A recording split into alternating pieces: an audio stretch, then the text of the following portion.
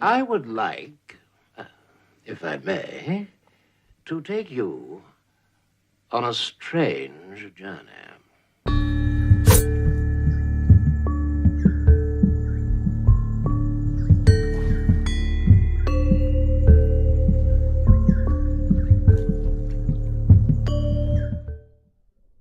Hello, konnichiwa minasan, it's Gray from Wakizashi's Teahouse over in Japan.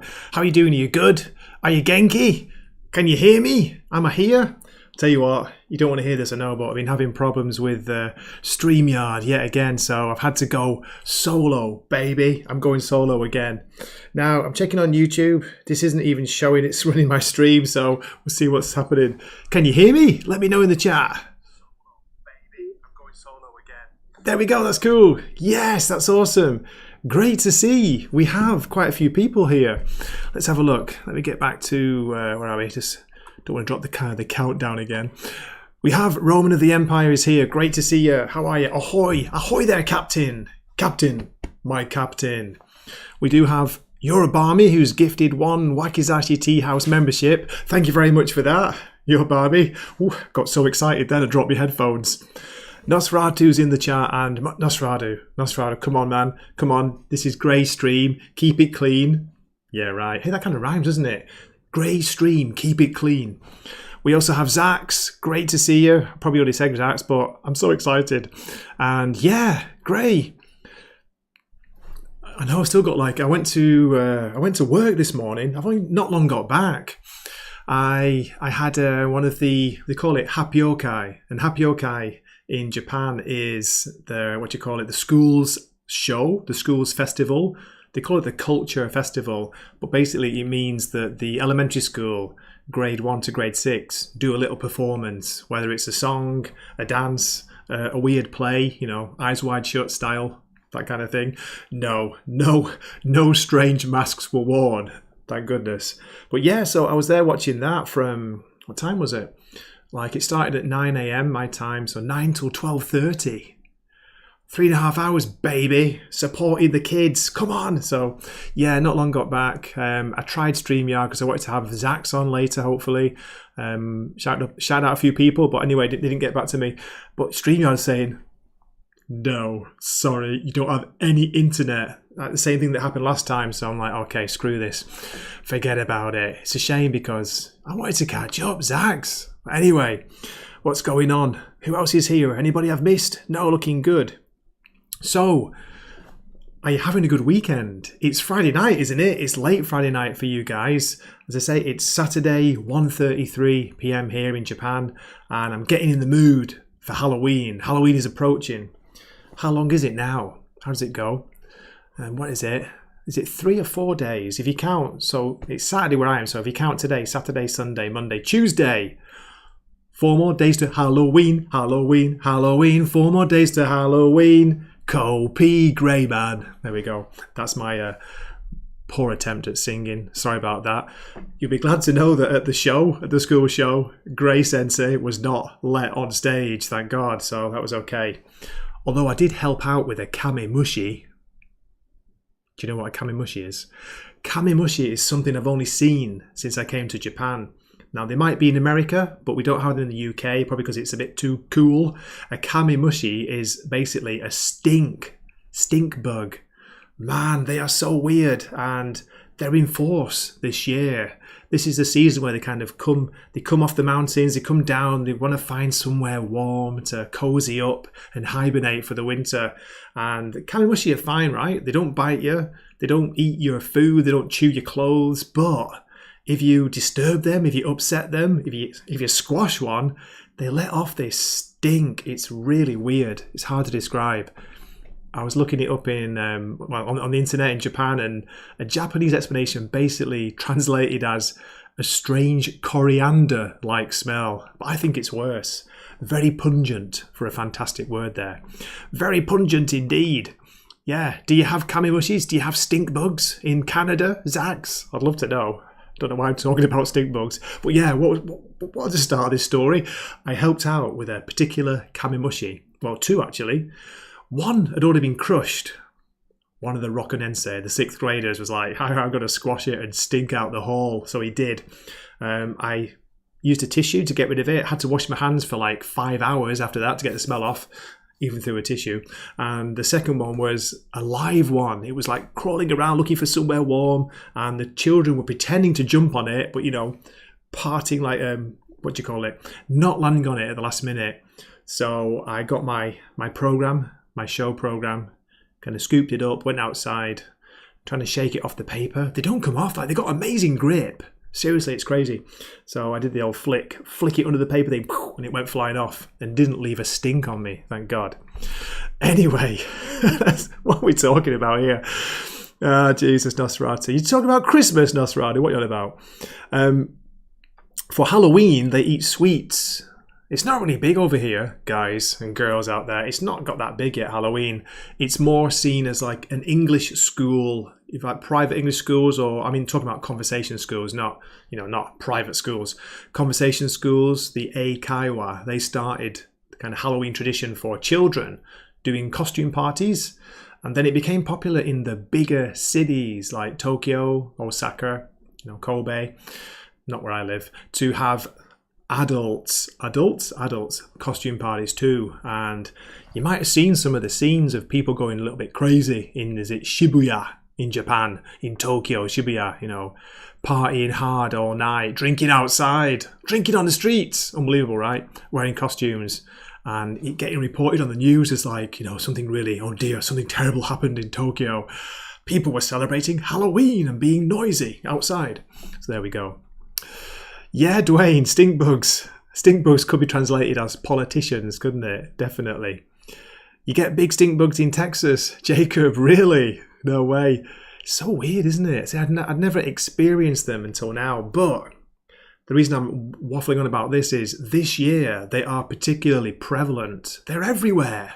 It's crazy. They're saying it's because it was a very hot summer. So there are you wouldn't believe it. Like where I am here, it's not too bad. We get the occasional one outside trying to, sneak into your laundry. But in the schools I work out, they're near the mountains. So they've been coming like crazy in the Chugako, in the junior high school and the elementary schools. Every window, inside the windows, on the ceiling. I'm exaggerating a little bit. It's not crazy. It's not like the swarm or something, but there's plenty of them. And the kids just go crazy. Stop standing on them. They just love it, don't they? They love unleashing the stink. Am I dressing up for Halloween, Roman? I will be, yeah, for, when is it? We're doing the Halloween themed lessons at the junior high school. We're doing those on Monday. So looking forward to that. And I'm doing a kind of Halloween presentation and do some Halloween bingo or something, some easy games with the elementary school students on Tuesday, which is Halloween. So yeah, I'll be wearing a weird costume, just thrown together. It's bits and bobs left over from past Halloween adult party costumes. I've got a witch's hat with a cool red wig, red wavy hair, which really suits me, by the way. A strange mask. It's a bit like a superhero mask with a big chin, like a small eye mask here. It comes on, so it only shows from below my eyebrows and down. So my head's still the same, my hair's the same. So I can put that hat on as well. And I've got a cape, or in Japanese they call it a manto. Are you dressing up for Halloween? Anybody? What are your costumes this year? Jesus. Zach's misquoting me in the comments yet again. Nosferatu saying he wants to dress up as a hybrid of Roman and Grey. Why would you want to do that? That's crazy. So as you can see, I've got still got the remnants of my lunch. I've got an onigiri here, nice onigiri with is it chicken inside, bits of chicken and vegetables. Mrs. Wakizashi prepared for me. I've had one already, and I've got my tea. Cheers. Nothing stronger than that. I'm still being very good. Still being very good or very bad, depending how you look at it. But yeah, still no drinking. So that's 4 weeks now. Almost got to a month. I'm trying to keep off it until Christmas. That's my goal. Then treat myself at Christmas, go insane. Knocking back the absinthe and meths and all sorts of stuff. No, methylated spirit. There we go. I'm joking. Yeah, it feels good. It feels good to be okay in the mornings, not feel like crap. But I do miss a little tipple, a little drink with a nice movie or show at night. Okay, that was a big waffly intro. Jesus, it's almost 10 minutes. Let's get on to Kolchak. Have you seen Kolchak? That is a question. Kolchak the Night Stalker. So where are we? Where's my window capture?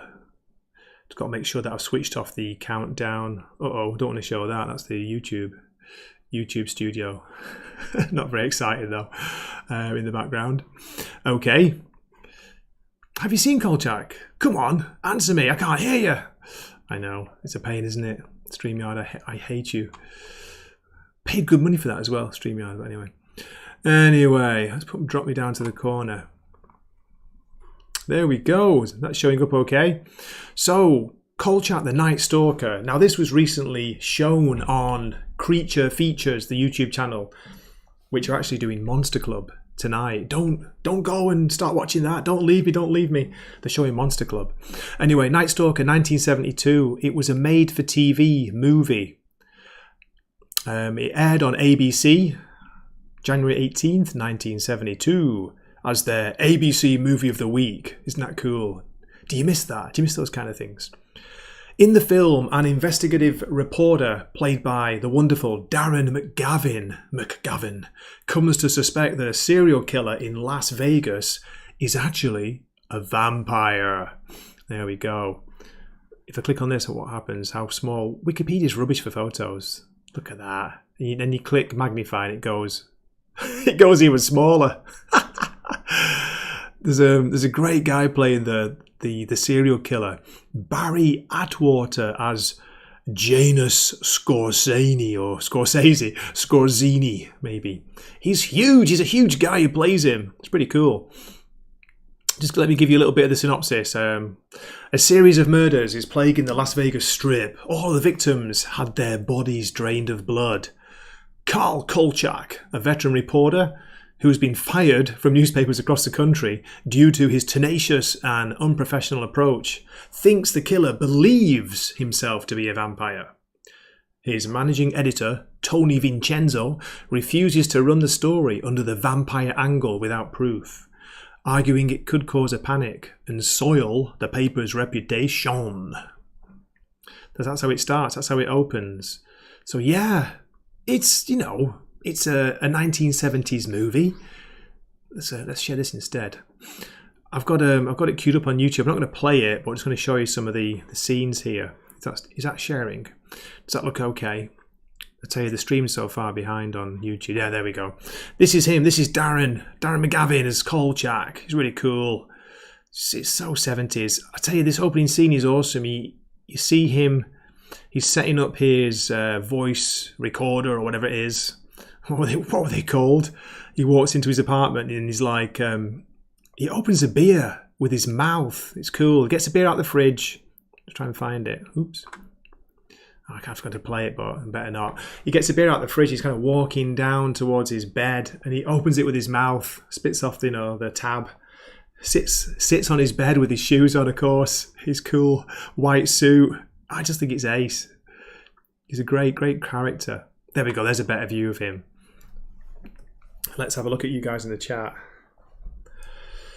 Roman says his pop introduced him to it back in the 80s because there was a series made, wasn't it, after this? There were two TV movies. There's the Night Stalker and the second one. It's gone out of my head for the moment, but it's something like The Night Strangler, it could be. It's a very similar title. And after that, they made a TV series, which was a huge inspiration for Chris Carter with the X-Files. So yeah, I just like this character. The movie's okay, it's nothing special, but it's great to see that kind of 70s, early 70s Las Vegas. Let's have a look at the strip. Here we go. There we go. Come on, Nosferatu, you know that you wore that skirt and top and a nice blonde wig. You know you've done that. It's so cool. X-Files season 10 did a homage to Kolchak. Homage. Hello, I'm Gray and I'm an English teacher. I can speak English. English speak I can. Jesus.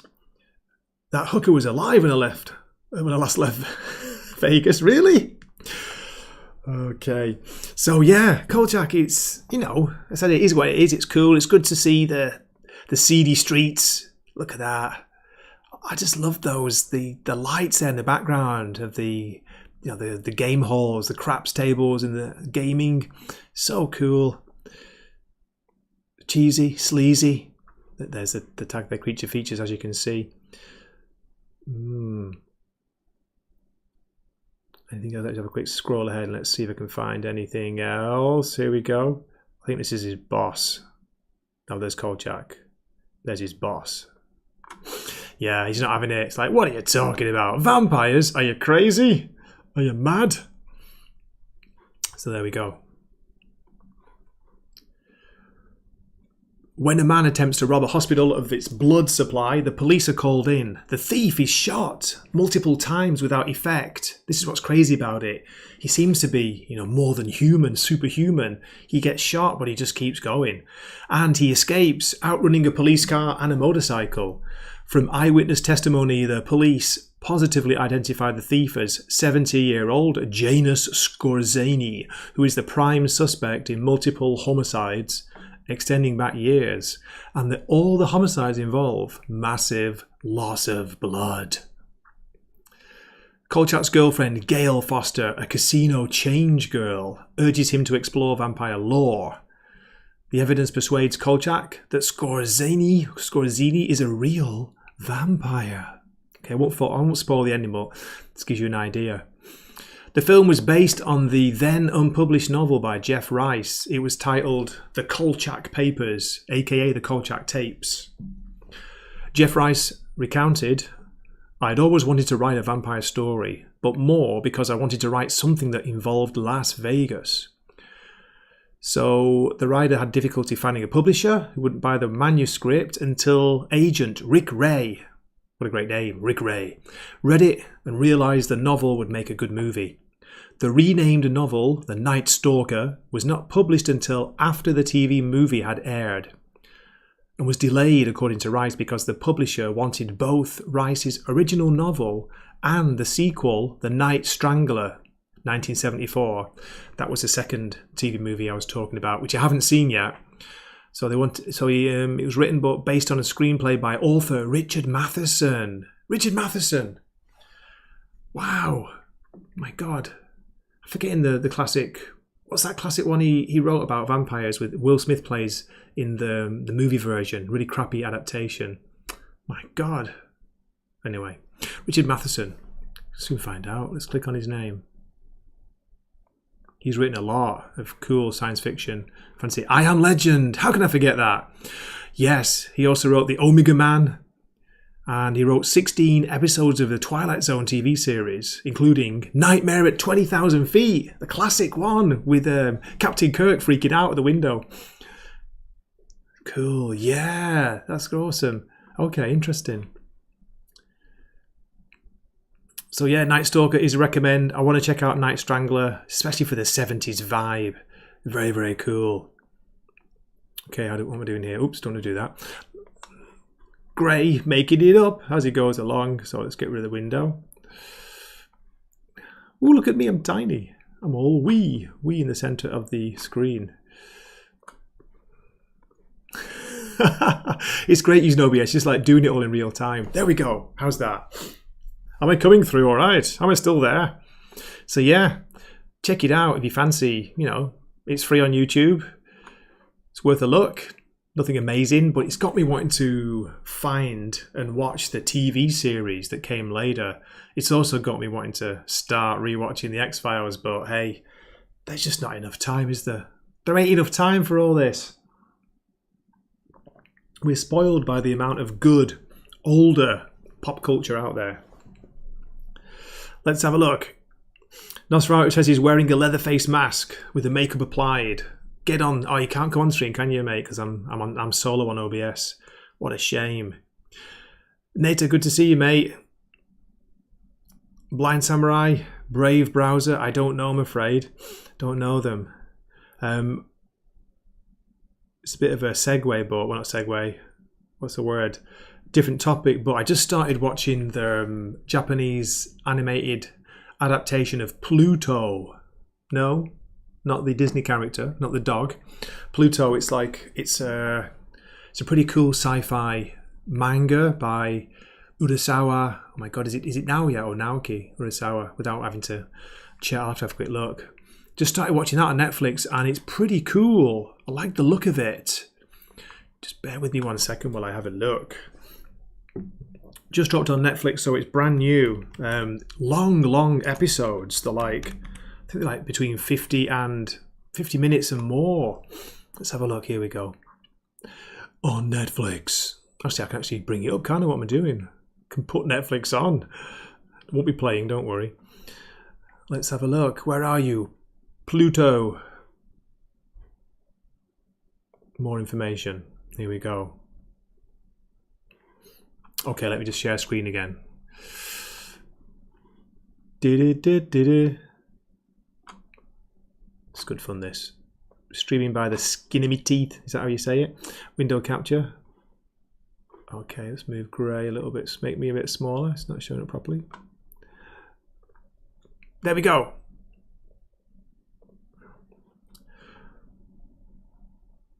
Yes, based on comics, sci-fi and fantasy anime. A beloved Swiss robot is found blown into pieces. Meanwhile, Europol robot inspector, I can never pronounce his name, Gesh, investigates another eerily related murder. So what I'll do is I'll just show you a little bit of the actual animation, but we'll drop the sound and we will pause. Drop the sound there. I mean, they're so strict with clips. Especially at anime, you got to be careful. What can I do? I can show like a few panels here and there. Pluto. But I'm intrigued. It's looking interesting. It's a good start. It's an interesting start. And I think this manga that's based on is pretty old. As you can see, the animation style it's pretty basic, pretty simple. But it's very, what's the word? It's very well made. It's layered. It's deep. There's a lot going on in it that I've seen so far. I'm only I'm about halfway through the first episode, and it's 58 minutes, the first episode. Look at that. Let's go back to main page. Where's the info about it? Does it say who it's it doesn't say the writer. That's crazy. This is famous, by the way. Okay, let's get rid of that. Go back to here. Pluto. Let's get the manga.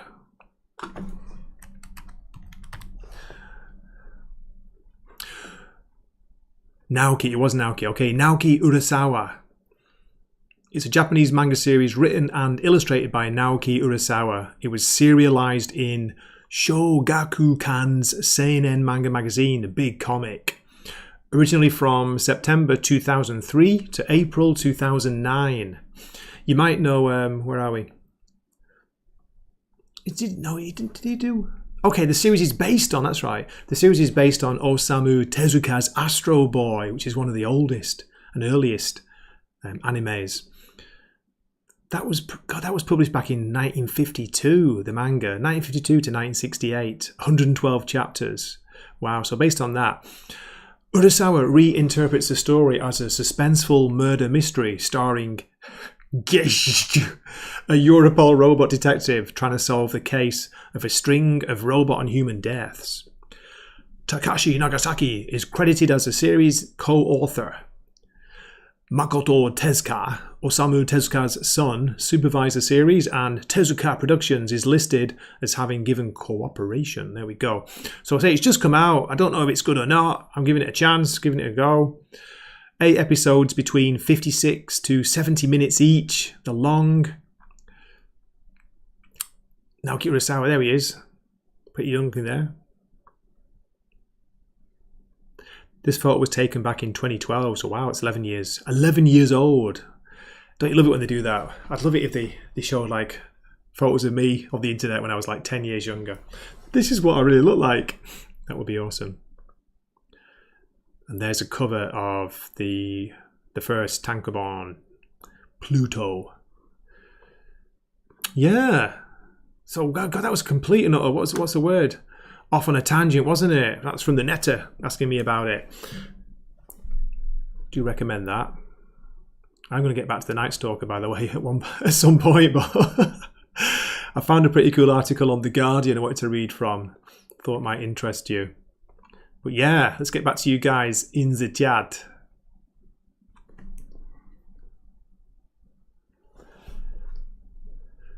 Jacob saying that, Gray, just noticing the recommended videos. Big Trouble in Little China is free on YouTube right now. Awesome. Yeah, I bet it's not free on Amazon Japan. I mean, YouTube Japan. But thanks for the shout out for that, Jacob. I'll try and VPN it. God, I love that movie, Big Trouble in Little China. It's amazing. Richard Matheson is no slouch. You're right there, Dwayne. I Am Legend. Thanks, Roman. I knew you'd get that. Did they ever do a comic based on the series? Which is that? If you're talking about Big Trouble in Little China, I don't know. Netta's laughing at me. Yeah, I know. It's hard for me to get into any series. I dropped Loki after 2 episodes. I'm not feeling it. I dropped it after the first because actually I enjoyed the first episode of Loki. It wasn't too bad. And then I heard such flack, such poor reviews for the second. I didn't even bother with it. So there you go. That's gone as well. Night Stalker was a comic book briefly, says Dwayne. Awesome. That's interesting. No idea about that. Cool. Okay, so here we go. This is from The Guardian. Let's shout out the writer Doug Wallen. Tuesday the 30th of March 2021. Kolchak the Night Stalker. Pulpy midnight movie tales that almost make journalism seem cool. Great headline. Hollywood veteran Darren McGavin is the quip-ready correspondent hunting down monsters in this 70s comfort food classic. So this is about a TV series, I guess, isn't it?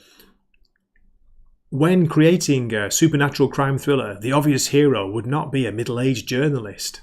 But such counterintuitive strokes are exactly what makes 1974's short-lived Kolchak, the Night Stalker, such enduring comfort food. Spawned from a popular pair of TV movies, which I was talking about earlier, Kolchak the Night Stalker and Kolchak the Night Strangler.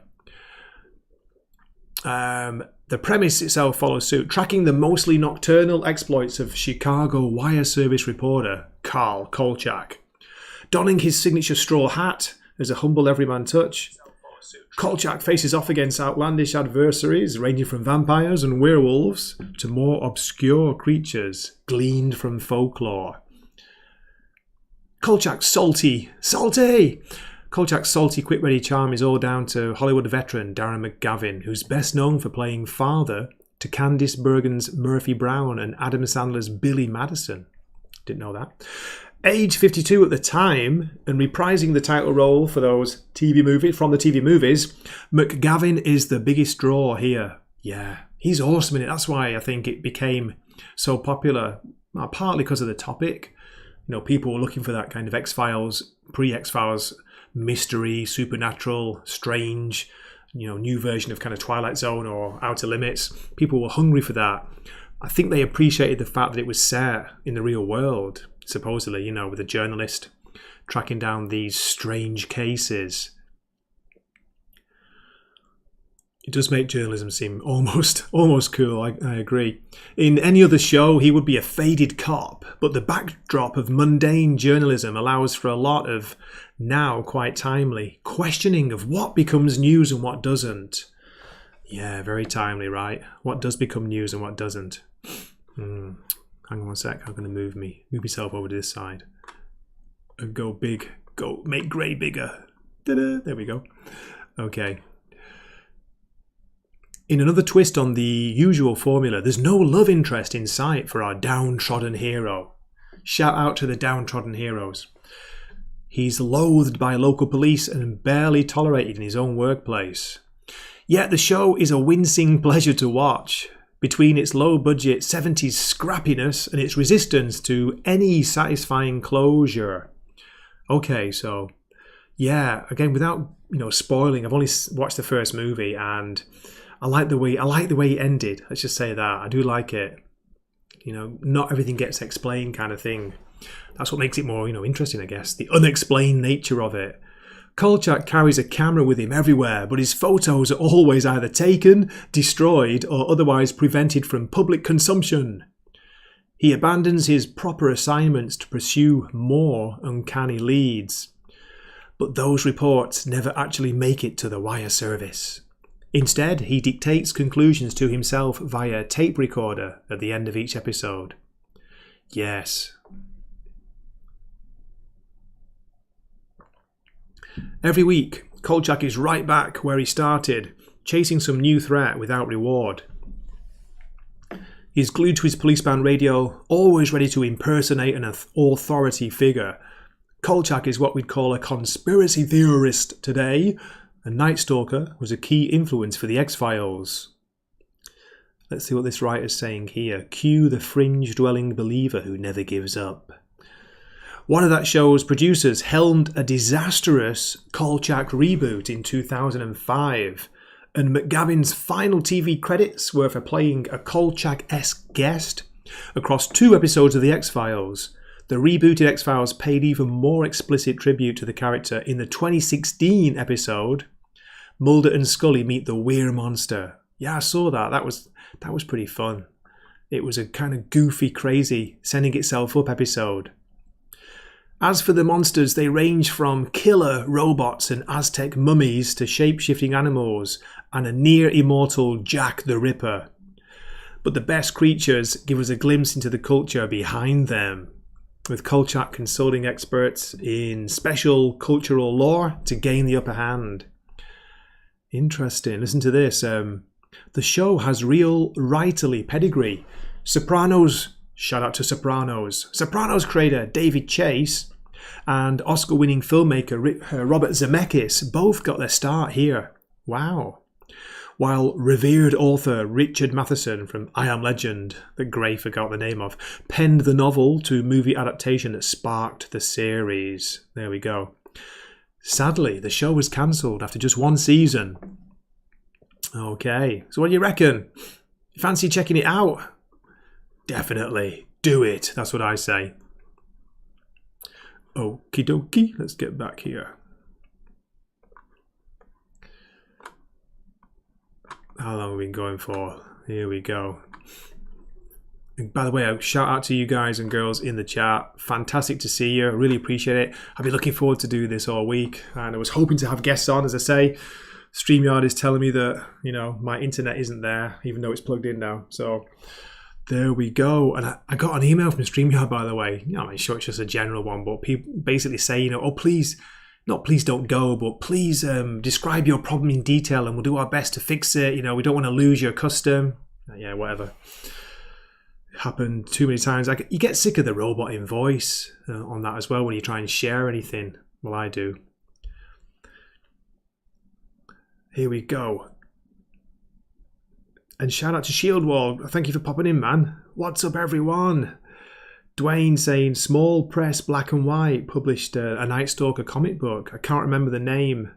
Moonstone and in colour. Gold Key.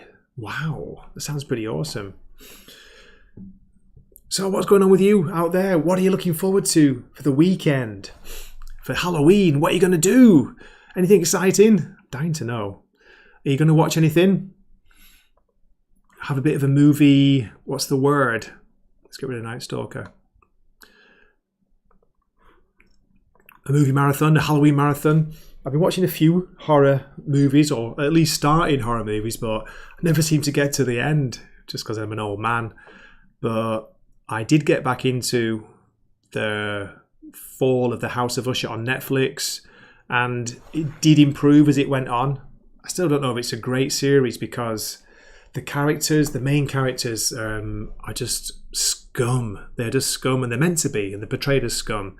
It's the children of a very, very wealthy pharmaceutical company boss, Roderick Usher supposedly. It's a bit of a play on the OxyContin family, whatever they were called. I don't even want to say their names. The Sadlers, sad, emphasis on the sad.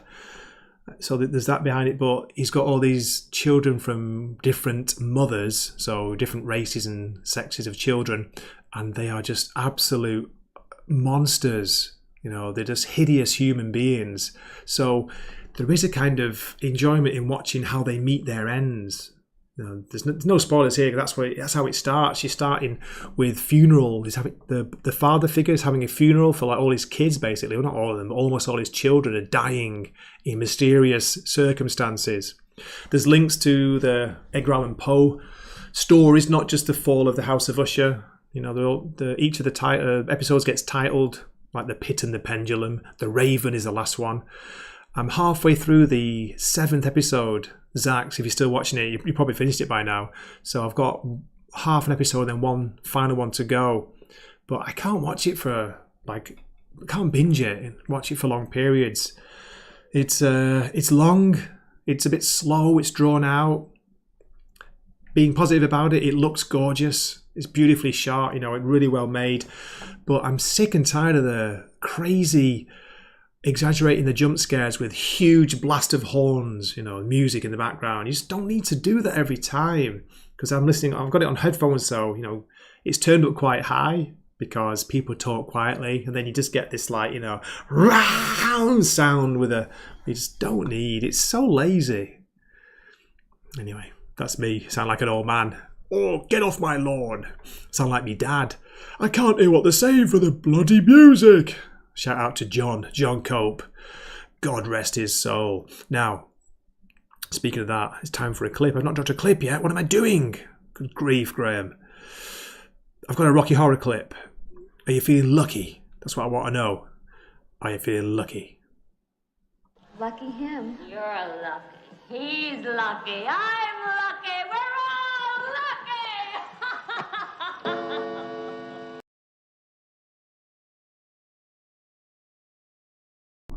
Muting my mic. I've got a mute. I don't figured out on OBS. Like, if you don't mute your mic when you play a clip, you can hear yourself in the background. Yeah, Zax is saying he's finished it. It was just okay. Yeah, I think that's a fair summary, mate. Bruce Greenwood is awesome, isn't he? As Roderick Usher, as the father, the main character.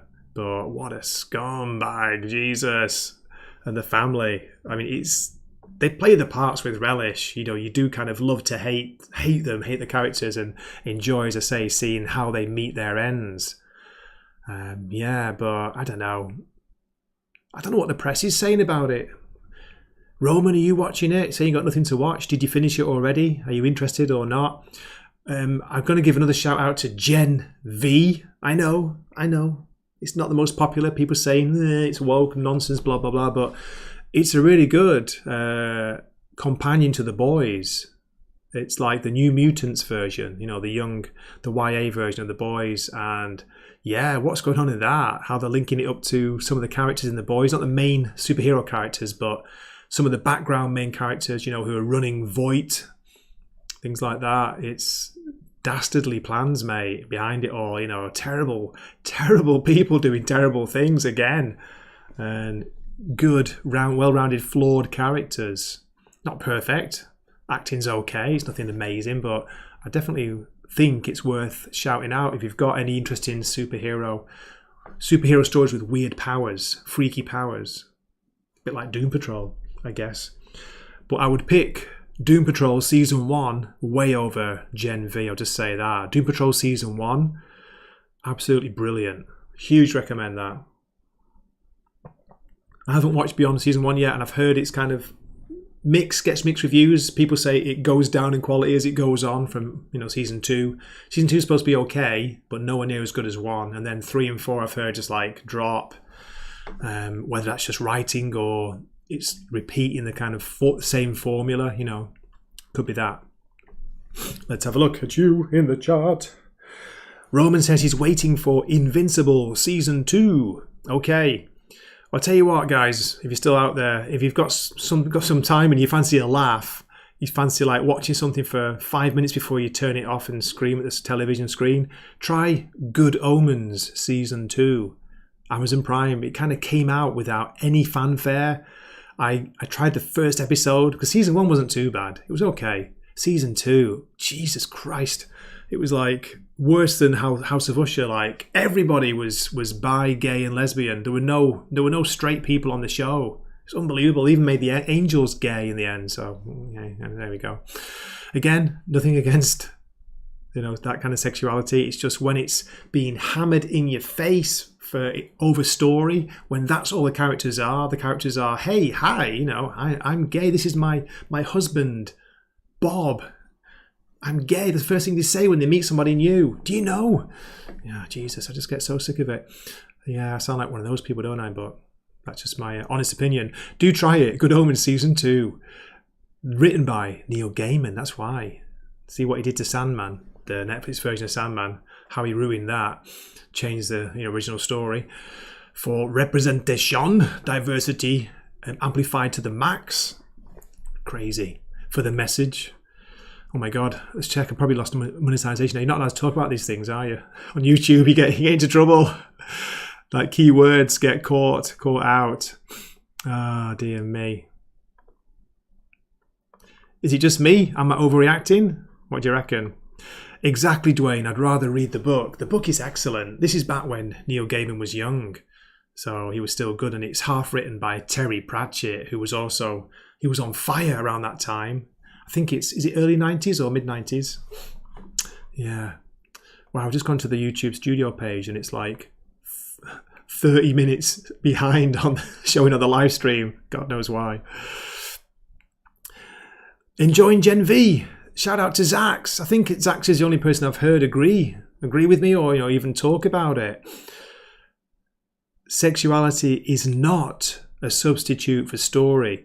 If you've got a good story with well-rounded characters, it doesn't matter the sexuality. But when it's like 90%, on one side compared to 10% of the other side, it gets a bit like unrealistic, shall we say? There we go. Same thing happening with American comics, isn't it, Dwayne? Why are DC and Marvel going down in flames right now? Because not just because they're too cheap to hire decent writers to pay them for it or good artists, because they're just pushing this ridiculous message which people just don't want. They're tired of it. We're sick of it, aren't we? We just want good stories.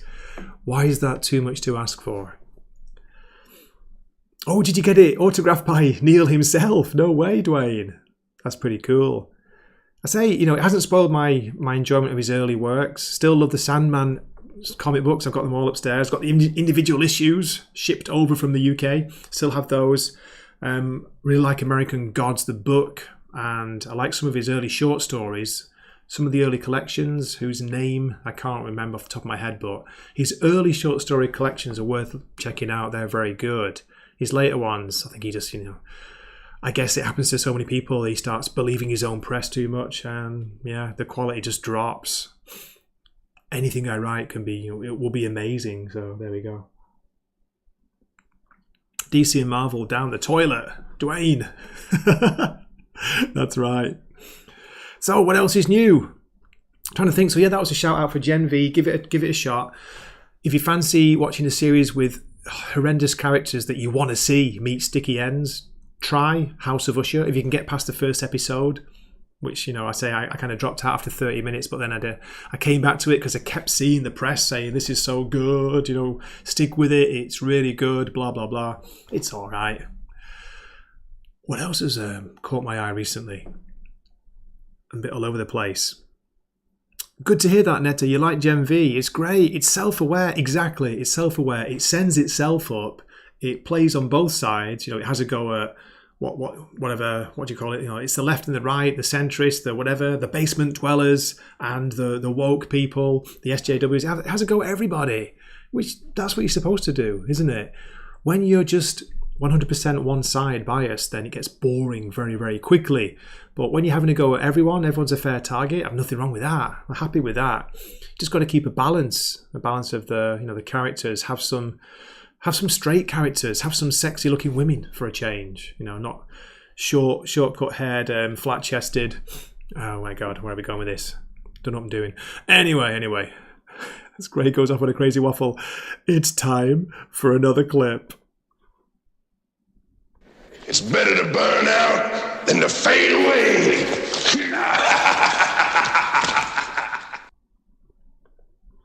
It's better to burn out than fade away. What do you think? Is it true?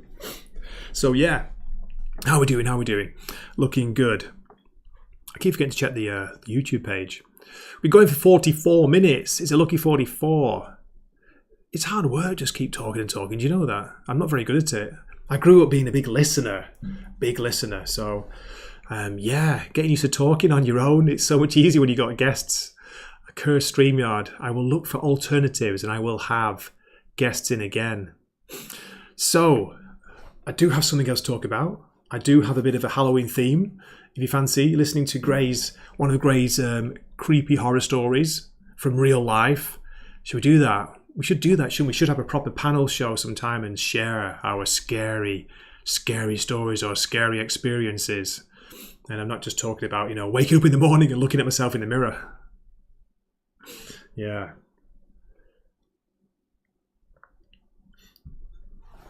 It all began on a dark, stormy night. No, I didn't. This is going back quite a few years now.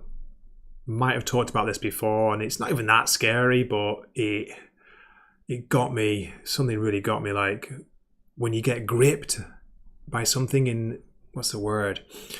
When something has a physical effect on your whole body, whether you call it terror, whatever, the fear, when your body's reacting to it, that is a sign that, something is going on. It's not just a dream. What happened to me was one night, this is not a sexy story, unfortunately. One night I was asleep upstairs, fast asleep in bed with, the wife as well, of course. Everything was fine. I came awake in the middle of the night and I heard like sound of what sounded to me like somebody or something walking slowly up the stairs, which you can hear. Now this was in the summertime, so like, bedroom doors wide open, windows are open at night as well. I kind of came awake and I was like half asleep, half awake, and I thought, it must be Mrs. W. She's late, but she's coming to bed now. And kind of turned over and looked, and of course she's lying in bed next to me. So I'm like, no, okay, what's going on? And this sound was getting closer. Something or somebody. I thought, Jesus, something coming up the stairs. And what's the best way to describe it? Just the hairs on my arms, the back of my neck, everything was standing up. My heart was like hammering like crazy. It was crazy, just gripped by this insane physical reaction. And, I hadn't seen anything yet, but I could just hear it and I could feel something. Just felt this like, I can't describe it, like there's some kind of presence or something was going on. So I kind of jumped, jumped out of bed. Ridiculously. It sounds like a crazy story. It sounds like exaggerating, but I leaped out of bed. And just like my heart was hammering. I was like almost frozen though. When I landed on the floor, just like, oh Jesus, what do I do? What do I do? Finally, stopped freaking out, went to the stairs, and of course there's nothing there. Nothing at all. Went downstairs, checked the house, checked all the windows, checked the doors, front door, back door, had a look outside. It was like 3-ish, could have been between 3 and 3:30 a.m. So middle of the night, hot and sweaty night. Hadn't had a nightmare. I just woke up with this absolute certainty that somebody or something was, in the house and was coming upstairs. It was so weird. That's it. I know it's not very exciting. That was it. But Jesus, man, worse than some, really bad dreams. The physical effect it had on me, that was just so weird. Never got over it. And I was literally shaking afterwards. I was shaking. Crazy. At least it wasn't, was it sleep apnea, you call it, where you're frozen to the spot and sometimes you hallucinate. You might have a vision of seeing something, coming into the room, or something looking at you, something down on you. It wasn't like that. I wasn't stuck in bed frozen, but at least I was able to move, thank God.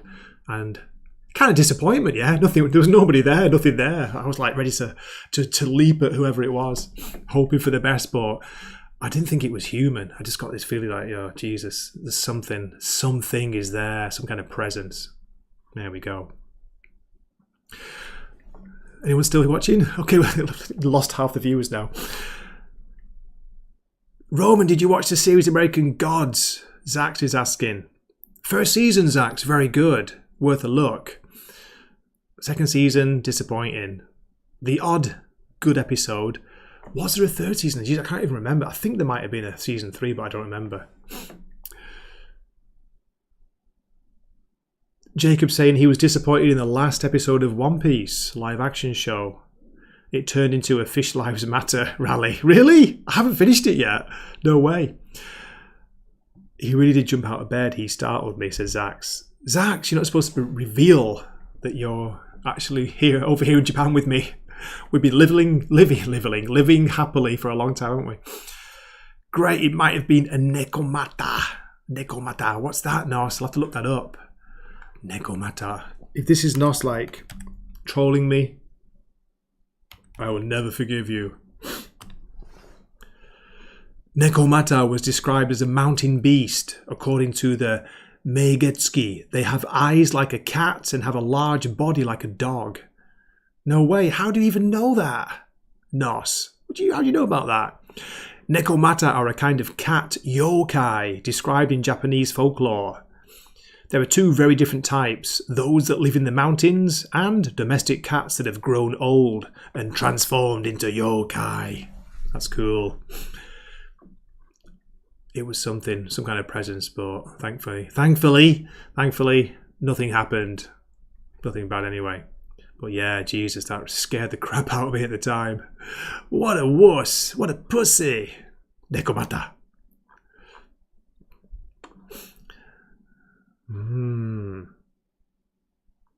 Why do Nekomata have two tails? It says here on Google. Living over 100 years of age, growing its tail too long, which according to myth may fork into two. This particular kind of bakeneko is referred to as a nekomata. Well, thanks for that, Nos, I appreciate it. You'll learn something new every day. Oh, no worries, Jacob. There's no spoilers, mate. No worries at all. I don't know why, but I've kind of not lost interest, but I just dropped out of it. Got distracted by other things, didn't I? Especially with the Halloween season. One Piece is something to watch, when to put you in a good mood, feeling positive and genki. I'm always positive, so there we go. I don't need to watch it. I read American Gods, but checked out on the show, Zax, shortly after the Leprechaun did. Yeah, he was a great character, wasn't he? He was cool. And Netta's saying that I can't wait for people to get offended by One Piece because they will cancel it for being woke.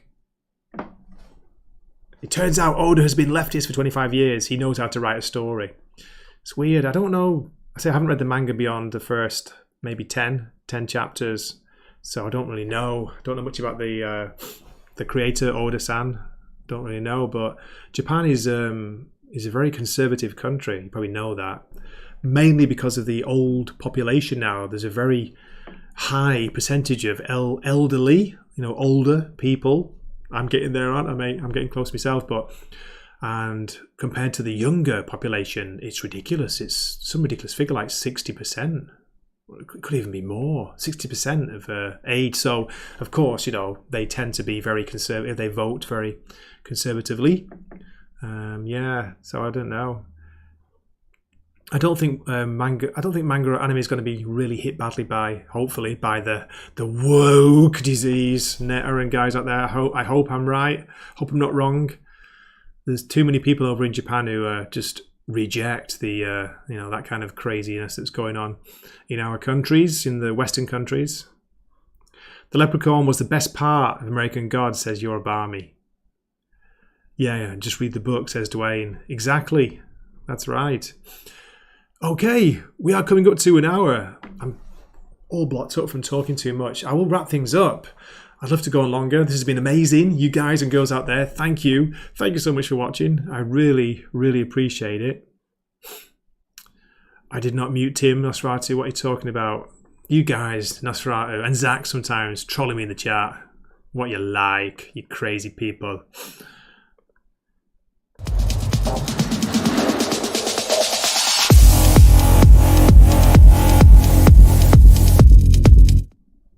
So what's the plan for tonight?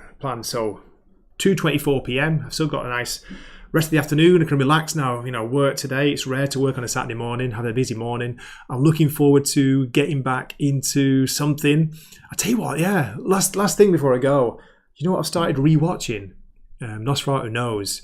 Twin Peaks, the original, and I didn't finish The Return. the 25 years later series, which is it's kind of its own thing, but it still does have some of the characters. You know, there are things I want to see. I want to see the characters grow aged in there, but mate, that is a crazy series. I haven't finished that, but anyway, I started rewatching the original, which I love. It's got a very special place in my heart. I know. I don't care what you say. I thought it was awesome. Maybe I was the right age for it when it came out. I was around 16, 17, 18, around that age. I thought it was brilliant, especially the first season. Second season started well, went off in the middle, and then finished very, very well. That last episode is freaky as hell. So yeah, Firewalk with Me, the movie David Lynch made. That is a crazy, crazy film. If you're in the right mood, but something about it, I want to get back to those Douglas firs blowing in the wind with the weird, creepy music in the background playing. I just love that. Yeah, I love the atmosphere of the show. And some great parts in there. Some really good characters, don't you think? So yeah, looking forward to getting back to that. Maybe finish Fall of House of Usher. Zach, see if I can make it. Jesus, the episodes are long. It's like, come on, get on with it. Maybe finish that. And one more thing to shout out, guys, before I finish. If you have it on Netflix in the States or Canada, I don't know. It's just dropped in Japan, or it will be dropping, I think, this weekend. It's called Tokyo Vice. Tokyo Vice. Definitely worth a look. Based on a true story of an American student coming over, studying to become a Japanese journalist, or a journalist working for a Japanese paper, which means you have to be fluent. Not just fluent, but really, really, really good at written Japanese as well as reading, writing, listening, speaking. He took this journalism exam, he passed it, and he got a job for a Japanese newspaper. It's based on his story. He was investigating the Yakuza. So yeah, Tokyo Vice, Ken Watanabe's in that.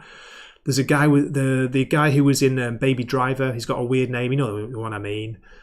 Is it something like that? He's in it, so I started watching that a while back. I didn't have it in Japan, so I was kind of VPNing it, if you know what I mean. But I want to restart that and finish it. So shout out for that if it's on Netflix. And yeah, I hope you guys and girls have a wonderful weekend before we go. Nosferatu was asking me, how about you review Vice Squad instead of Tokyo Vice?